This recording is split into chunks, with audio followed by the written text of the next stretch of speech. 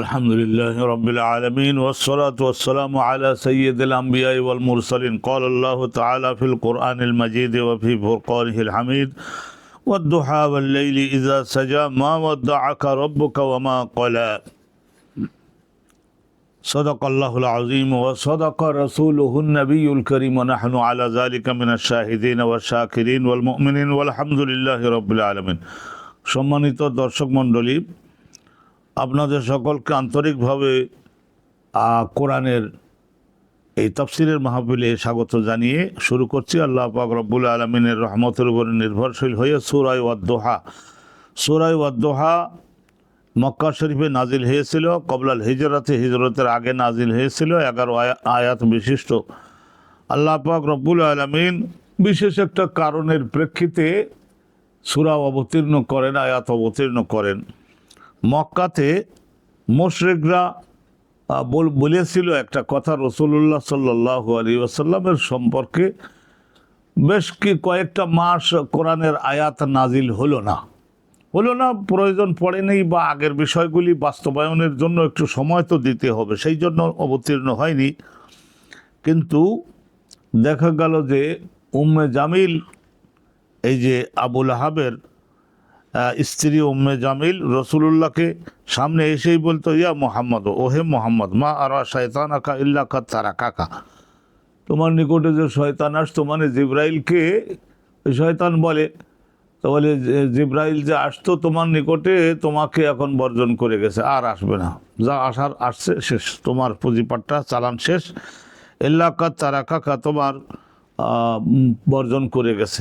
ফানাজার, তখন এই আয়াত নাজিল হয়েছিল।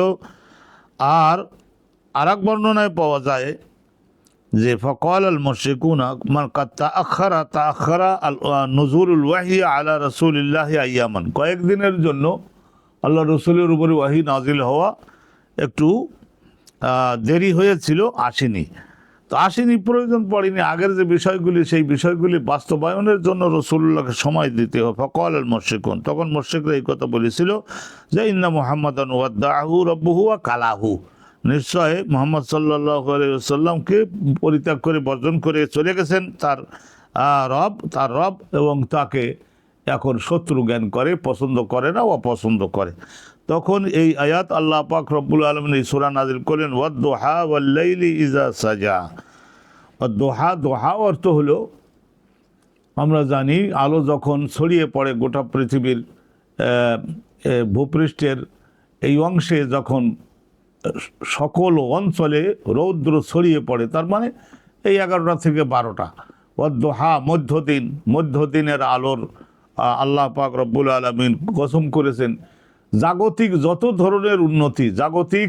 ধরনের উন্নতি আর বিশেষ রহমত এই সময়ে আল্লাহ রব্বুল আলামিন, মানুষেরা কাজকর্ম করে, তো তাদের রুজি রেজেক সৃষ্টি জগতের সকলের জন্য আল্লাহ রব্বুল আলামিন রিজিক বিতরণ করেন এই সময়টার মধ্যে, এই 11টা থেকে 12টা। এইটা হলো কর্মের একেবারে সর্বোচ্চ উপযুক্ত সময়। এই সময়টায় কাজ করে যারা জাগতিক উন্নতি করার, তারা সবালে উন্নতি করেছেন।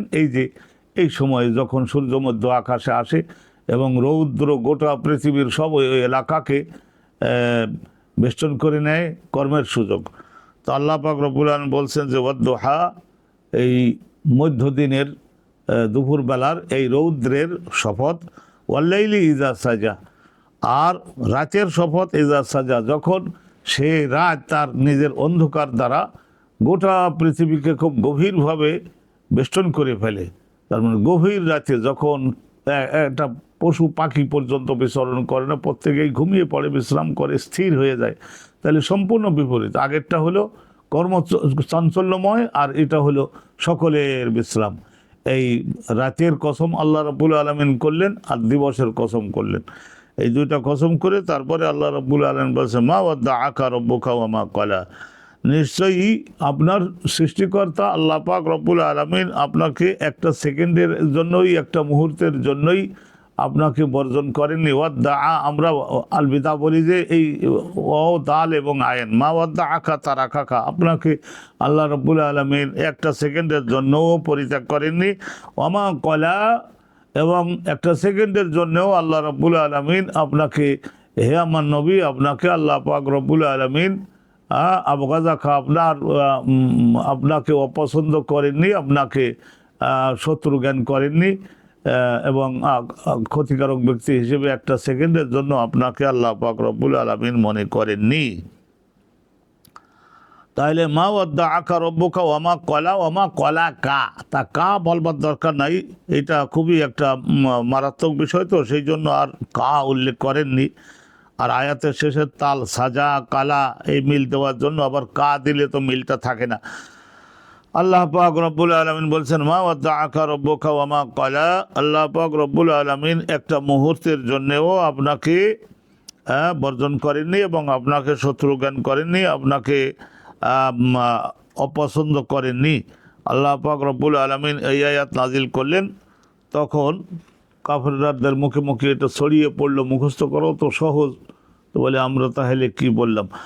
আল্লাহ তাআলা রাসূলুল্লাহ সাল্লাল্লাহু আলাইহি ওয়াসাল্লাম, আল্লাহ রাব্বুল আলামিন রাসূলুল্লাহকে বলছেন যে ওয়ালাল আখিরাতু খায়রুন লাকা মিনাল উলা, বিগত দিনগুলোর তুলনায় সামনের দিনগুলি আপনার জন্য আরও অধিকতর মঙ্গলে পরিপূর্ণ হবে।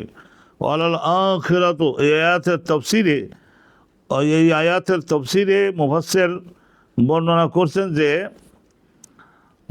আন্নাকা হাবিবুল্লাহ, আল্লাহ রাব্বুল আলামিন বর্ণনা করলেন যে ইন্নাল্লাহা মুআসিলুকা বিল ওয়াহয়ি ইলাইক, আল্লাহ রাব্বুল আলামিনের প্রয়োজন যখনই হবে ওহী নাজিল করার মাধ্যমে আপনার সঙ্গে গভীর সম্পর্ক, গভীর সংযোগ রক্ষা করবেন।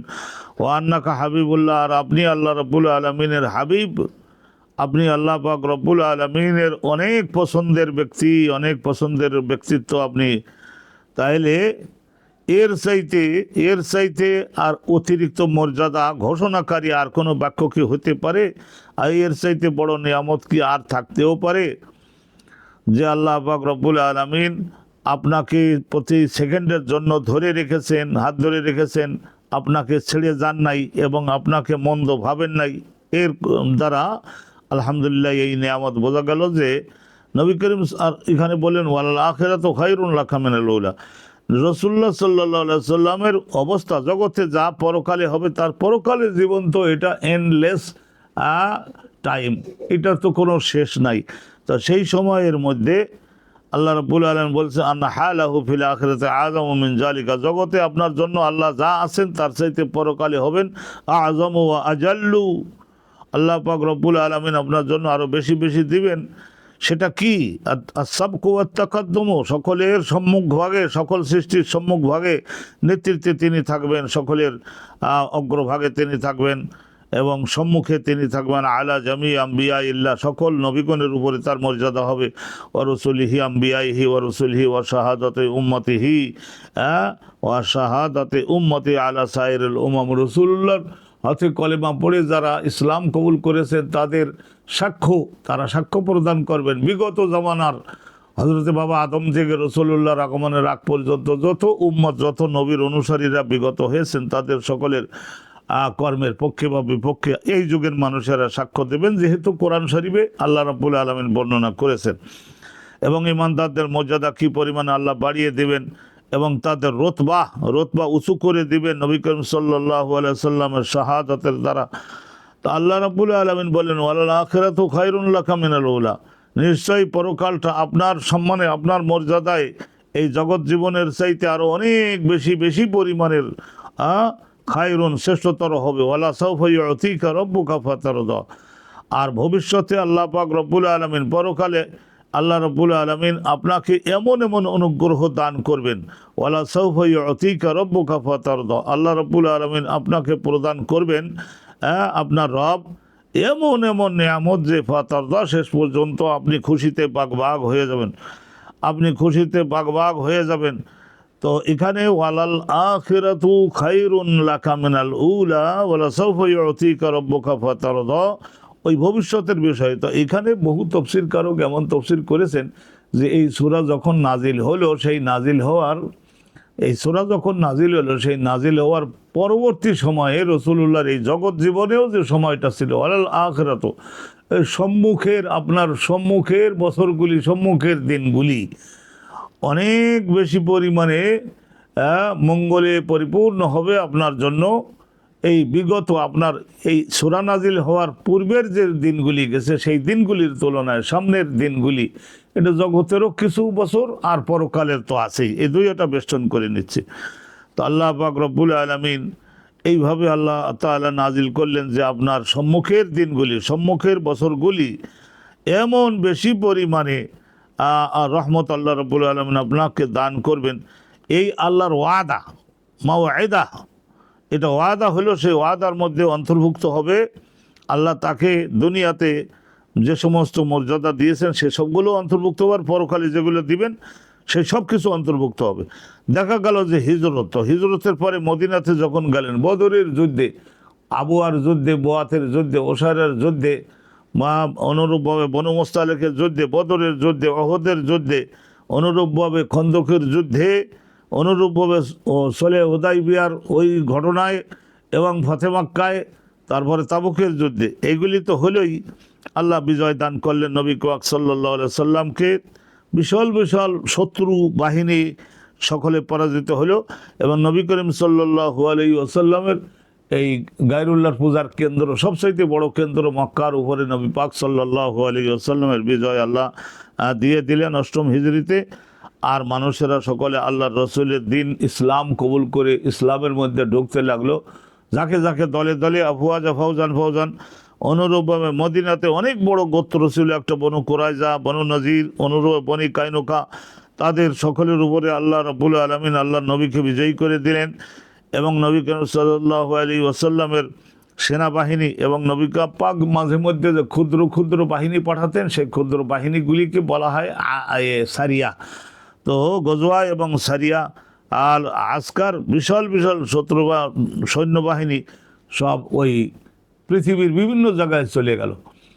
তো যখন নবী পাক প্রায় ৩৫ থেকে ৪০,০০০ মিলিটারি নিয়ে ৯ম হিজরিতে যখন হেরাক্লিয়াসের বাহিনীকে ধাওয়া করলেন, তাড়া করলেন, তারা শুনেছিল যে মক্কা মদিনার ওই এলাকায় এখন ভীষণ রৌদ্র, ফসল ভালো হয় নাই, দারিদ্র এবং অভাব দেখা দিয়েছে। এই পরিস্থিতিতে যদি আক্রমণটা করা যায় তাহলে হয়তো বিক্ষিপ্ততা, বিচ্ছিন্নতা দেখা দেবে। নবী মুহাম্মদ সাল্লাল্লাহু আলাইহি সাল্লামের সৈন্যবাহিনীর মধ্যে বিক্ষিপ্ততা, বিচ্ছিন্নতা দেখা দিবে এবং অসহযোগিতা দেখা দিবে। খাদ্যের ঘাটতির কারণে প্রত্যেকের ছেলে মেয়ের প্রতি মনোযোগী হয়ে যায়, তো এই রকমেরই হবে। এবং খাদ্য দিয়ে যদি খ্রিস্ট ধর্ম গ্রহণের ডাকটা ঠিকমতো দেওয়া যায় তাহলে তারা কবুল করতে পারে, এই মনে করে হেরাক্লিয়াস বাহিনী নিয়ে ২ লাখ মিলিটারি নিয়ে এসেছিল তাবুক পর্যন্ত। সৌদি আরবের একেবারে উত্তর সীমানার দিকে তাবুক পর্যন্ত এসেছিল। তো ওই পরিস্থিতিতে রসুল্লাহ ৩৫,০০০ থেকে ৪০,০০০ মিলিটারি গজওয়ায়ে উসরা বলা হয়, এই তাবুকের যুদ্ধে নবী করিম সাল্লাল্লাহু আলাইহি ওয়াসাল্লাম তিনি যখন গেলেন, আল্লাহর সাহায্য করলেন, আল্লাহ রাব্বুল আলামিন সাহায্য করলেন। হেরাক্লিয়াস যখন প্রায় ১,০০০ মাইলের উত্তর দিকে ভেগে গেল ওই ২ লক্ষ মিলিটারি নিয়ে, তা মনে করে নেন ১ বছর আগে এই হেরাক্লিয়াসের বাহিনীর বিরুদ্ধে যুদ্ধ করতে এসে পরাজিত হয়েছে ইরানের কেসরার বাহিনী। আর সেই কেসরার বাহিনীকে তো আল্লাহ নবী সাহাবাগণ পরাজিত করেছেন পরবর্তীতে, কিন্তু হেরাক্লিয়াসের বাহিনীকে পরাজিত করার দ্বারা তো বিশ্বের ১ নম্বরের সমর শক্তি হিসাবে নবী পাকের বাহিনী প্রতিষ্ঠিত হয়ে যায় বিশ্লেষণের দিক থেকে। অনুরূপভাবে মাকুকেশ, মিশরের মাকুকেশ, তিনিও তো বশ্যতা স্বীকার করে নবী পাকের জন্য উপঢৌকন পাঠিয়েছিলেন যে আমার সঙ্গে কোনো শত্রুতা নাই, আমি আপনার অনুগত আছি, এই যে আমি বশ্যতার প্রমাণস্বরূপ এই পাঠালাম। তো নবী করিম সাল্লাল্লাহু আলাইহি ওয়াসাল্লামের স্ত্রী ছিলেন যে হযরতে মারিয়া কিবতিয়া, ইনি তো আলহামদুলিল্লাহ মারিয়া কিবতিয়া, ইনি আমাদের আম্মা।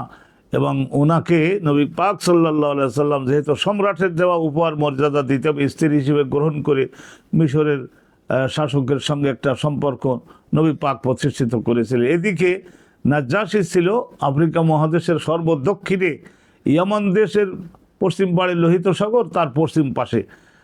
এইভাবে নবী করিম সাল্লাল্লাহু আলাইহি ওয়াসাল্লামের সাহাবাগণের নিকটে পরাজিত হয়ে গেলেন।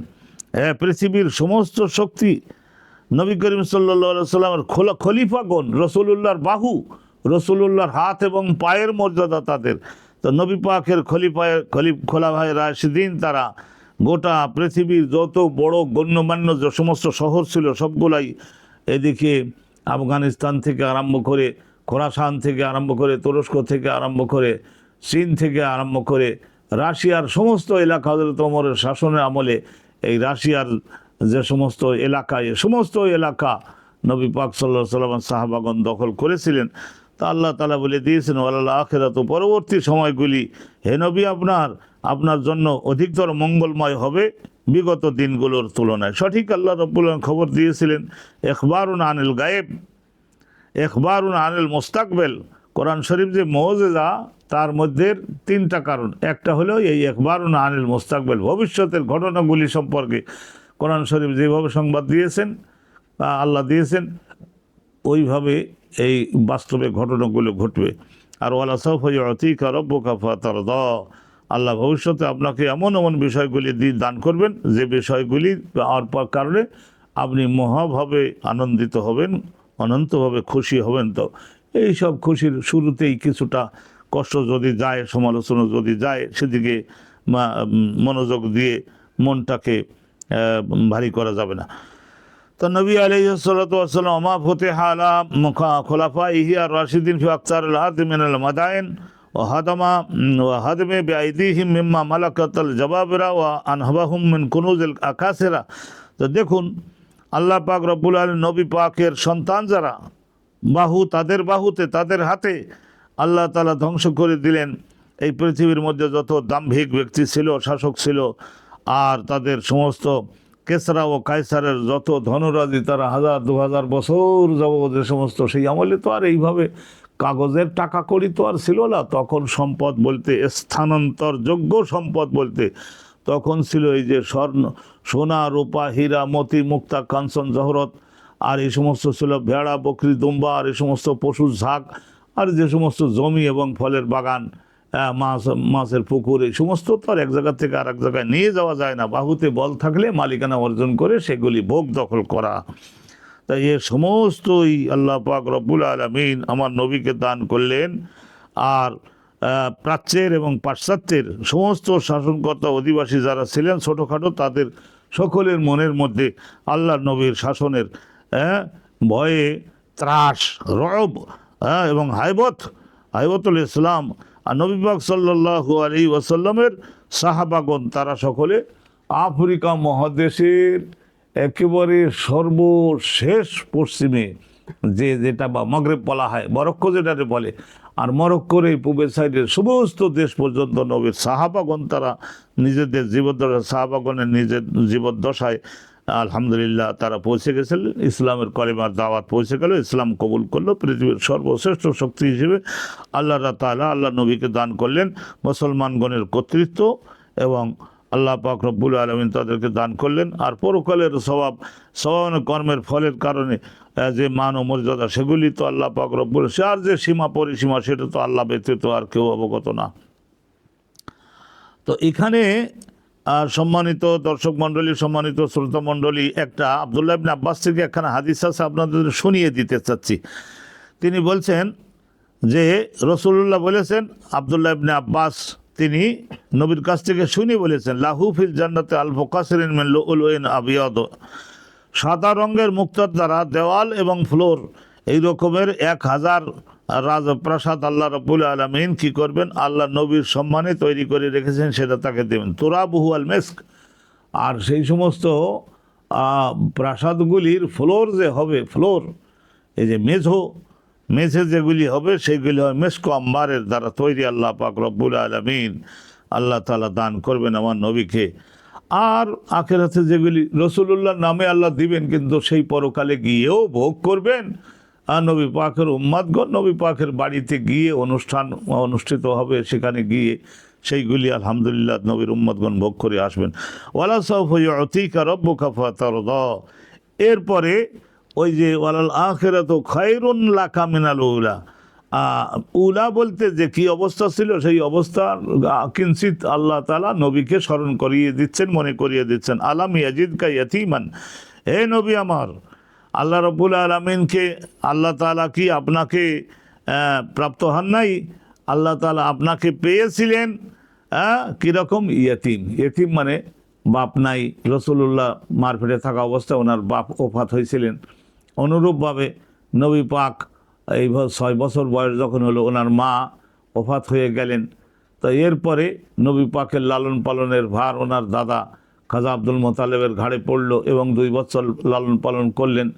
এবং এরপরে দেখা গেল যে 8 বছর বয়সে দাদা অনেক আদর যত্ন করেন, সে দাদাও আল্লাহর কাছে চলে গেলেন। তো আবু তালেব চাচা তার ঘাড়ে পড়ল। নবী পাক সাল্লাল্লাহু আলাইহি ওয়াসাল্লাম সম্পর্কে আল্লাহ বলছেন, আলম ইয়াজিদকা, আল্লাহ আপনাকে প্রাপ্ত হন নাই কি ইয়াতীমান, ইয়াতীম অবস্থায় কোনো সাহায্যকারী জগতে নাই। হ্যাঁ, বাপ মা হারা, চাচা হারা, দাদা হারা এরকম হলেন। আওয়া, আল্লাহ তাআলা আপনাকে উপযুক্ত আশ্রয়ের মধ্যে আপনাকে রাখলেন।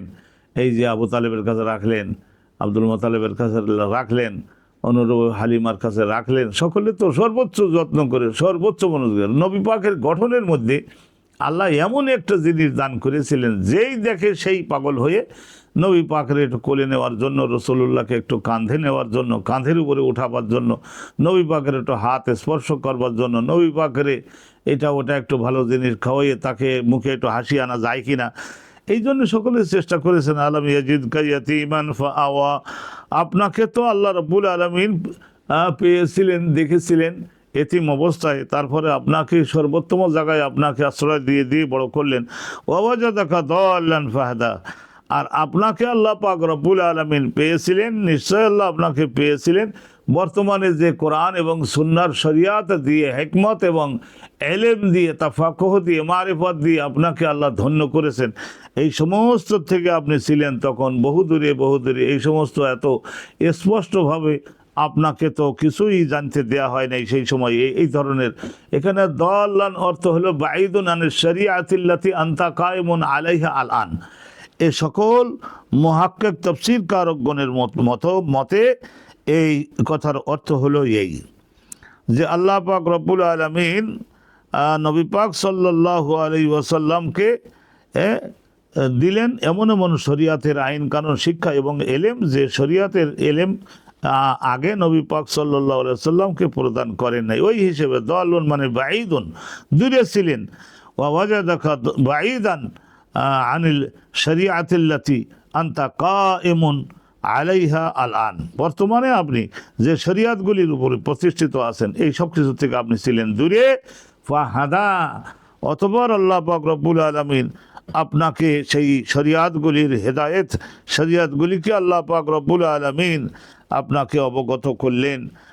আপনি ওই পূর্বে মা কুনতা তাদরি মাল কিতাব, কোরআন কাকে বলে, কোরআনের মধ্যে কি কি বিষয়ের আলোচনা হবে সেইগুলি সম্পর্কে আপনি অবগত হতেন না। আবার অনেকেই বলেছেন যে মক্কার একটা রাস্তাতে অনেক তো পাহাড়, হাজার হাজার পাহাড়। ছোটোবেলায় এই ধরনের এই 6 বছর বয়সে, 7 বছর বয়সে নবী পাক তিনি তো 7 বছর বয়সেই, 8 বছর বয়সেই অনেক ধরনের হৃষ্টপুষ্ট ছিলেন, আর এই বিশ্ব জগৎটাকে দেখবার জন্য ব্যতিব্যস্ত হয়ে পড়ছেন। তো নবী পাক সাল্লাল্লাহু আলাইহি ওয়াসাল্লাম ছোটো থাকা অবস্থায় কোনো একদিন মক্কার একটা গলির মধ্যে দৌড়াতে দৌড়াতে দৌড়াতে দৌড়াতে, আর কোন দিক দিয়ে যে কোন দিকে যাবেন এইভাবে আর বুঝে পারতেছিলেন না। তো ক্লান্ত হয়ে কিছুটা পাহাড়ের একটু ছায়া মতো পাইলেন, সেখানে মনে করেন বিশ্রাম করিনি। আচ্ছা, বিশ্রাম করতে লাগলেন। এখন ওখান থেকে বাড়িতে আবার যে আসবেন, মনে করে নেন 5-7 মাইল দূরে চলে গেছেন, একটা পাহাড়, কোন পাশে গেলে যে বাড়িতে দ্রুত পৌঁছানো যাবে বুঝতে পারতেছেন না। তো হজরতে এক ফেরেশতা মক্কার একজন সুপরিচিত, যাকে নবী চেনেন বাড়ির পাশের লোক হিসাবে, ক্ষতি করবে না এই রকমের একজন ব্যক্তির চেহারা ধারণ করে একজন ফেরেশতা আসলেন এবং পায়ে স্পর্শ দিয়ে ঘুমের থেকে উঠালেন এবং বাড়িতে এনে পৌঁছাই দিয়ে গেলেন। এই ধরনের অনেক ঘটনা সম্পর্কে বর্ণনা পাওয়া যায়। তো নবী করিম সাল্লাল্লাহু আলাইহি ওয়াসাল্লাম সম্পর্কে আল্লাহ বলছেন, ওয়া ওয়াজাদাকা দাল্লান, আপনাকে আমি তো পাইছিলাম পথ হারা, পরবর্তীতে আবার খুঁজে আপনাকে আপনার বাড়িতে আমি আল্লাহ তাআলা পৌঁছাইয়ে দিয়েছিলাম। আবার এও বর্ণনা আছে যে হালিমা সাদিয়ার বাড়িতে থাকা অবস্থা ওই পাহাড়ে ওই সমস্ত জায়গায় দৌড়াতেন। তো 4 বছর 3 বছর বয়সেই তখন অনেক শক্তিশালী, মোটামুটি গ্রোথ যেটা বলে, আম্বাতাহুল্লাহ ইমবাতান হাসানান, আল্লাহ পাক রব্বুল আলামিন হালিমা সাদিয়ার বাড়িতে থাকা অবস্থায় নবী পাক সাল্লাল্লাহু আলাইহি ওয়াসাল্লাম একবার হারাই গেছিলেন। পরবর্তীতে আবার আল্লাহ রাব্বুল আলামিন নিশ্চয় তাকে জায়গা মতো পৌঁছাইছেন। এইরকম বহু বর্ণনা। আবার বর্ণনা আছে যে শাম দেশে এরকম হাঁটতে হাঁটতে আব্দুল খাজা আবু তালেবের সঙ্গে শাম দেশে নবী পাক গেছিলেন। হাঁটতে হাঁটতে হাঁটতে হাঁটতে কী আছে দেখতে দেখতে দেখতে দেখতে অনেক দূর চলে গেছিলেন, একবার হারাই গেছিলেন। তো শেষ পর্যন্ত আল্লাহ পাক রব্বুল আলামিন নবী পাককে আবার ঠিকই আবু তালেবের কাছে পৌঁছে দিয়েছেন, হালিমার কাছে পৌঁছে দিয়েছেন। অনেকবার এই সমস্ত ঘটনাগুলো ঘটেছিল। আল্লাহ তাআলা বলছেন ওয়া ওয়াজাদাকা আইলান ফাআগনা। আল্লাহ রাব্বুল আলামিন আপনাকে পেয়েছিলেন না, কি অবস্থায় পেয়েছিলেন? আইলান, অভাবগ্রস্ত, সেই ধরনের পয়সা কড়ি এগুলো সমস্ত আপনার কাছে আর বেশি ছিল না। ফাআগনা, পরবর্তীতে আল্লাহ পাক রব্বুল আলামিন আপনাকে হযরতে আম্মাজান খাদিজাতুল কুবরার সঙ্গে যখন বিবাহ হলো, খাদিজাতুল কুবরা বলেন, ইয়া রাসূলুল্লাহ, আমার জীবন, আমার শরীর, এই যা কিছু আছে আপনার কদমের নিচে কোরবানি হলো, আর আমার মাল বলতে যা আছে আমার ব্যক্তিগত সব কিছু আপনার কদমের নিচে কোরবানি হলো। এবং পরবর্তীতে তো নবী পাকের সাহাবাগণ বলতেন না, যা আল্লাহু আর যা খানা তাহাতা জেল্লে সৈয়ফিন, আমাদের তরবারির ছায়ার নিচে আল্লাহ আমাদের রিজিক সমূহ নির্ধারণ করে দিয়েছেন। যুদ্ধের মাধ্যমে গনিমত তারা প্রাপ্ত হতেন।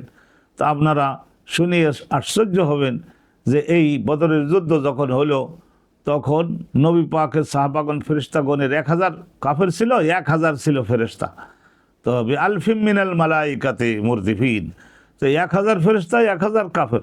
চিন্তা করে নবী পাকের সঙ্গে 313 জন রাসূলুল্লাহ সহ, তাইলে তাদের সকলকে আল্লাহ রাব্বুল আলামিন দেখালেন কীরকম? দেখালেন ডাবল ইয়ারাউনাহুম মিসলাইহিম রাইয়াল আইন, প্রকাশ্য চোখে তারা সকলে দেখতে লাগলেন ফেরেশতাগণ। আর ওই 313 জন, তাহলে কি হলো 1313 জনকে দেখতে লাগলেন মিসলাইহিম, তাদের নিজেদের দুগুণ। তার মানে কি হলো 26, মানে প্রায় 3000-এর মতো যখন সশস্ত্র দেখতেছে। কাফের গিরনের অবস্থা তখন কি হতে পারে চিন্তা করুন, কি হতে পারে, ভয়ভীতির অবস্থা। তো দেখতে দেখতেই মাত্র 2 ঘন্টার মধ্যেই বদরের যুদ্ধের ময়দানে 72 থেকে 75 জন নিহত হলো, যাদের নট কিওরেবল, চিকিৎসা নাই। এইরকমভাবে তারা সকলে হলো, নিহত হয়ে গেল। আর 75 জনের মতো মালদার এবং উচ্চশিক্ষিত এই ধরনের 75 জনের মতো বন্দি করা হলো।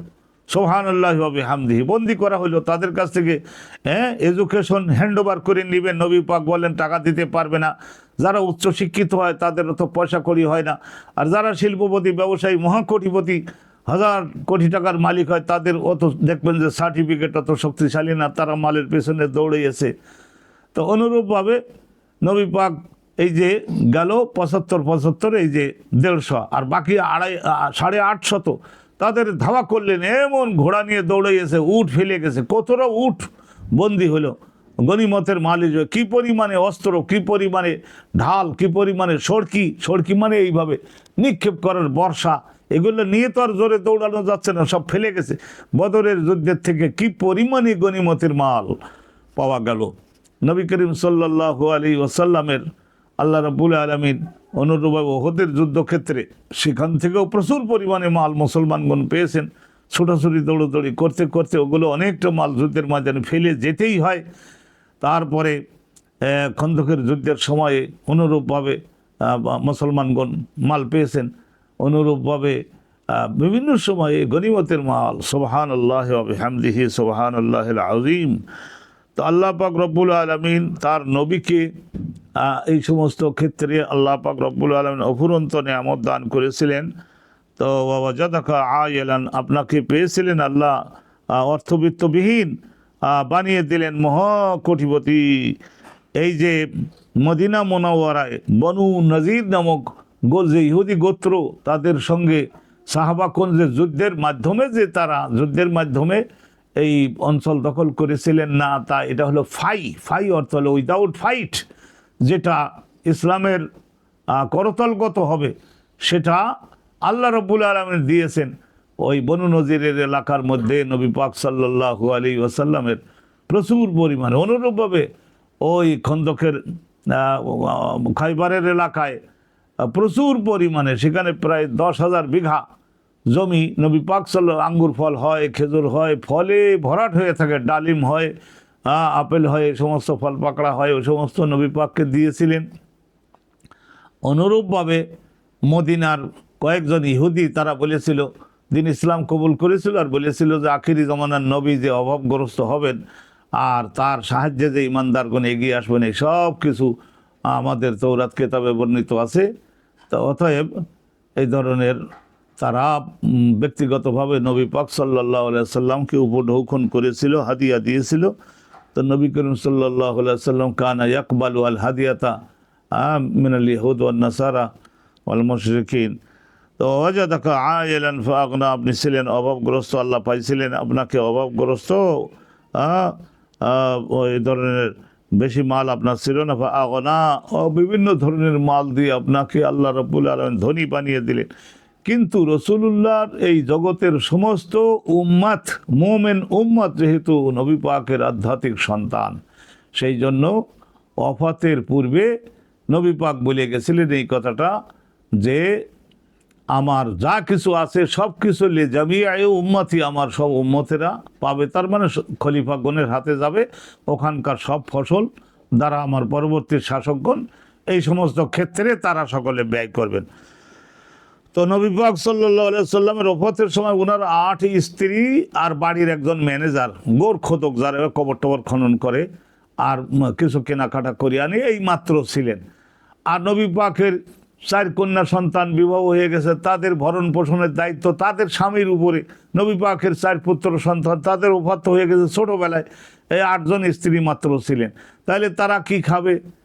মা আবকাইতুহু, আমি যা কিছু রেখে গেলাম লে জামিআ উম্মতি, আমার সকল উম্মতেরা সেটা পাবে। নবী পাক সাল্লাল্লাহু আলাইহি ওয়াসাল্লাম ওই হাদিসে বলেছিলেন, কি বলেছিলেন? আল উলামা ওয়ারাসাতুল আম্বিয়া ওয়া ইন্নামাল আম্বিয়া, এই হাদিসের মধ্যে আছে ওয়া ইন্নামা আল আম্বিয়া, নবীগণ রসুলগণ বিশেষ করে রসুলুল্লাহ লাম ইউয়ারিসু দিনারান ওয়ালা দিরহামান, একটা দিনারও না একটা দিরহামও না, মালিকানা ওনার রক্তের কোনো সন্তানকে দিয়ে যাবেন। সেই জন্য ওই সব কিছু আবু বকর সিদ্দিকের তত্ত্বাবধানে গেল, পরে ওমরের তত্ত্বাবধানে, ওসমানের তত্ত্বাবধানে, আলীর তত্ত্বাবধানে গেল। ওই সমস্ত নবী পাকের যে সমস্ত ব্যক্তিগত ফাইয়ার মালগুলি ছিল, পরবর্তীতে ওমর বিন আব্দুল আজিজ যখন ঘোষণা দিলেন যে এই সমস্ত মালগুলি, নবী পাক তার কন্যার সন্তানকে, স্ত্রীদেরকেও ওই শুধু বছরে যতটুকু ফসল লাগে ততটুকু ব্যবহার করতে দিয়েছেন, এর বাইরে মালিকানা দেন নাই। আর সেই মালগুলির মালিকানা, বনু উমাইয়া তোমরা দাবি করতেছো এটা আমি দিব, আমি সেই লোক, আমি এটা কোশ্চেন কালেও তোমাদের ব্যক্তিগতভাবে ভোগ করতে দিব না। এই সব কিছু আগামী হজের মৌসুমে কনফারেন্স ডাকবো, সেখানে ওই বিশ্ব মুসলিমের ইসলামিক স্কলারগণের সঙ্গে পরামর্শ করে ওই জায়গায় আমি এগুলি আবু বকরের শাসনামলে, ওমরের শাসনামলে, ওসমান আলীর শাসনামলে যেভাবে এই সমস্ত এলাকার ফসলগুলি, মালিকানাগুলি ভোগ দখল হতো, ঠিক ওই আইনে নিয়ে যাব। আখেরাতে নবীর সামনে মুখ দেখাবো কি করে, এই কথা যখন তিনি ঘোষণা করলেন, আর আমি খেলাফত ছেড়ে দিব। খেলাফত এইভাবে তোমরা আমার বানাইছো শুধু কেবল তোমরা বনু উমাইয়ারা মিলে, তো অর্থাৎ আমি এই জিনিস চাই না। এরপরে মুসলমানরা যদি সকলে মিলে বানায় থাকবো, না বানালে আমি এখান থেকে নেমে যাব। এইসব ঘোষণা দেওয়ার পরে তোমাদের ডাবল দ্বিগুণ বেতন আমি কেন দিব? তোমরা যেভাবে যোগ্য সেইভাবে দিব। তোমাদের বংশ থেকে খলিফা হয়েছে বলে, আমি এই শাসনকর্তা হিসেবে হয়েছি বলেই তো আমার গোত্রের লোকদের যে কাজ করলে দুগুণ বেতন দিই, অন্য গোত্রের লোকেরা এসে ওই কাজ করে দিলে তাদের হাফ বেতন দিব। তোমরা যে দাবি করছো এগুলি আমি করব না, এগুলো সব শেষ করে দেবো। এই কথা বলাতে বিষ খাওয়াইয়ে ওই লোকেরা ওনাকে শহীদ করে দিয়েছিল। আল্লাহ আপনাকে পাইলেন অভাবগ্রস্ত, তার মানে মালসামানা বেশি ছিল না, নবীগণের মালসামানা বেশি থাকে না, তাহলে সেইগুলির দিকে মনোযোগ দিতে হয়। আগনা পরবর্তীতে আবার এই মাল ছাড়া তো আর ইসলাম বাস্তবায়ন হয় না, সেই জন্য আল্লাহ আবার আপনাকে আল্লাহ তাআলা আপনাকে প্রচুর পরিমাণে গেনা ধন রাজি আপনাকে আল্লাহ পাক রব্বুল আলামিন দান করলেন। ফাআম্মাল ইয়াতীমা ফালা তাকহার, ফাআম্মাল ইয়াতীমা ফালা তাকহার, আল্লাহ পাক রব্বুল আলামিন বললেন যে এতিম হিসেবে আপনাকে আমি পাইছিলাম। এতিমের যে কি জ্বালা সেটা তো আপনি বুঝতে পারছেন, কি দুঃখ এবং কি কষ্ট, সাহায্যকারী থাকে না, দুর্বলতা থাকে। তো অতএব জগতের সমস্ত এতিমদের আর যাতে ওই রকমের দুর্বলতার মধ্যে পড়তে না হয়, সেই বিষয়টা আপনি নিজে তো আপনি কি করবেন? রাসূলুল্লাহ সাল্লাল্লাহু আলাইহি ওয়াসাল্লাম তিনি যে এতিমের মানে শক্তি প্রয়োগ করে তাকে দিয়ে কাজ করাইয়ে নেবেন না, তাকে তার মাল দখল করবেন না, তার অধিকার থেকে তাকে বঞ্চিত করবেন না, এটা তো জানা জিনিস। তার মানে এইটা বাস্তবায়ন করুন যাতে করে জগতের সব এতিমেরা আর অধিকার বঞ্চিত না হয়, সেই বিষয়টা বাস্তবায়ন করে যান। তা নবী পাক সাল্লাল্লাহু আলাইহি ওয়াসাল্লাম তখন বলতেন যে কেউ যদি মারা যায় এবং তার নাবালক ছোট ছোট ছেলে মেয়ে যদি থাকে, তাদের 16 আনা ভরণ পোষণের দায়িত্ব আমি মুহাম্মদুর রাসূলুল্লাহর স্কন্ধে, আমার ঘাড়ে। নবী পাক সাল্লাল্লাহু আলাইহি ওয়াসাল্লাম তিনি এই ধরনের বলতেন, মান তারাকা দিয়াআন মালান ওয়া দিয়াআন, যদি কেউ মাল রেখে যায় আর ছোট ছোট ইয়েতিম বাচ্চা কাচ্চা রেখে যায়, তাহলে নবী করিম সাল্লাল্লাহু আলাইহি সাল্লাম বলতেন ফামালুহু লিওয়ারাসাতিহি, তার মালগুলি তার ওয়ারিসরা পাবে। আর যদি কেউ মারা যায়, এতিম রেখে যায়, তাহলে তার এতিমগুলির ভরণ পোষণের 16 আনা দায়িত্ব আমি রাসূলের উপরে। আল্লাহ তাআলা শাসনকর্তাদেরকে বাধ্য করেছেন। অনুরূপভাবে বর্তমান জমানায় এই এতিম যারা বাপ মা মারা গেছেন, ছোট ছোট ছেলে মেয়ে রেখে গে, তাহলে এই সমস্ত এতিমদের দায়িত্ব, তাদের 16 আনা শিক্ষা ভরণ পোষণের দায়িত্ব যদি দেশের সরকার গ্রহণ না করে, তাহলে আখেরাতে তাদেরকে কোন জায়গায় যে আল্লাহ নিবেন সেটা আল্লাহই জানেন। আর যারা এই ধরনের এতিমদের প্রতি অবজ্ঞা অবহেলা করবে, তাদের অধিকার থেকে বঞ্চিত করে, ও এতিম বলতে অসহায় এবং দুর্বল যারা, তাদের অধিকারটা তাদের কাছে পৌঁছে দিয়ে তাদের ভালোভাবে বেড়ে উঠবার সুযোগ নিশ্চিত করতে হবে। ও আম্মা সাইলা ফালা তানহার, আর আপনার নিকটে যারা সাহায্য চাইতে আসে, বয়স্ক কিন্তু সাহায্য চাইতে আসে অভাবের কারণে, অথবা এলেম জানে না, শিখতে এসেছে, ও আম্মা সায়েলা, যারা আপনার নিকটে এসে প্রশ্ন করে জানবার জন্য, ফালা তানহার, তাদের আপনি ধমক দিয়ে তাদেরকে দূরে ঠেলে দিবেন না। ও আম্মা বিনিআমাতি রাব্বিকা ফাহাদ্দিস, তাহলে কি করবেন আপনি? আপনার রবের নেয়ামত যেগুলি বস্তুগত অথবা আধ্যাত্মিক যাই আপনার কাছে আছে, সেইগুলি আপনি বর্ণনা করুন তাদের সকলের জন্য সেইগুলি আপনি বর্ণনা করুন। এই ভিত্তিতে আপনি জগৎকে নিজে যতদিন থাকেন, আমি আপনাকে যতদিন রাখি সেইভাবে পরিচালনা করুন। আর যখন আপনি চলে আসবেন, তখন এমন শাসক তৈরি করুন যারা এই যাবতীয় বিষয়টা, ও আম্মা বিনিআমাতি রাব্বিকা ফাহাদ্দিস, এই আয়াতের দ্বারা বোঝা যায় আপনার রবের সবচাইতে বড় নিয়ামত যেটা, সেটা হলো এডুকেশন। আপনার নিয়ামতের দেওয়া সবচাইতে বড় নিয়ামত যেটা, সেটা হলো আপনার এই যে কোরআনিক এবং সুন্নাহর যে এডুকেশন। তা এইগুলি যাতে সকলের নিকটে পৌঁছে যেতে পারে, পৃথিবী গ্রহের সকলের নিকটে যাতে পৌঁছতে যেতে পারে, সেই সুব্যবস্থা করুন। আর অনুরূপভাবে যারা শিক্ষার জন্য অগ্রসর হয়ে আসবে আর যারা ইসলাম জানবার জন্য প্রশ্নকর্তা হয়ে আসবে, তাদেরকে ধমক দিয়ে বসিয়ে দেওয়া যাবে না, তাদেরকে দূরে ঠেলে দেওয়া যাবে না, তাদেরকে দিতেও হবে, অবগত করতেও হবে। আর ওই যে এতিমদের ভরণ পোষণের ব্যাপারে ব্যবস্থা সুনিশ্চিত করতে হবে, যেহেতু আল্লাহ আপনার হাতে এই বিশ্বের সমস্ত সম্পদ রাজি আল্লাহ আপনার হাতে তুলে দিয়েছেন। আলহামদুলিল্লাহ, এই সূরাখানা আমরা আলহামদুলিল্লাহ বেশি বেশি তেলাওয়াত করবার জন্য আমরা চেষ্টা করব। ওয়াদ-দুহা ওয়াল-লাইলি ইযা সাজা, মান ক্বারাআ সূরাতা ওয়াদ-দুহা, ওয়াদ-দুহা সূরাটা যিনি নামাজের বাইরেও তেলাওয়াত করবেন, নামাজের ভিতরেও তেলাওয়াত করবেন, জাআলাহুল্লাহু ফিমান ইয়ারদা মুহাম্মাদুর রাসূলুল্লাহ সাল্লাল্লাহু আলাইহি ওয়াসাল্লামের উপরে যারা আনন্দিত থাকবে, তার মানে উম্মত, যারা নবীর উম্মত, খাঁটি উম্মত হবে, আখিরাতে জান্নাতে যাবে, তাদের দলে আল্লাহ রাব্বুল আলামিন এই সূরার বরকতে তাদেরকেও অন্তর্ভুক্ত করবেন। আর ইয়াশফা লাহু ওয়া আশারা হাসানাত ইয়াকতুবুহা লাহু বিআদাদি কুল্লি ইয়াতীম, জগতে যত ইয়েতিম থাকবে, যত এই ধরনের অভাবী থাকবে আর ইলমের জন্য শিখবার জন্য এসে প্রশ্ন করবে, তাদের যেরকম নেকি হবে ওই রকমের নেকি আপনাকেও আল্লাহ রাব্বুল আলামিন দান করবেন। সূরাটা বেশি বেশি করে তেলাওয়াত করুন, মুখস্থ না থাকলে মুখস্থ করবার চেষ্টা করুন। আর শেষ বয়সে মুখস্থ হতে লাগে না, তো তবু চেষ্টা করুন। আল্লাহ রাব্বুল আলামিন তৌফিক দান করুন। আসসালামু আলাইকুম ওয়া রাহমাতুল্লাহি ওয়া বারাকাতুহু।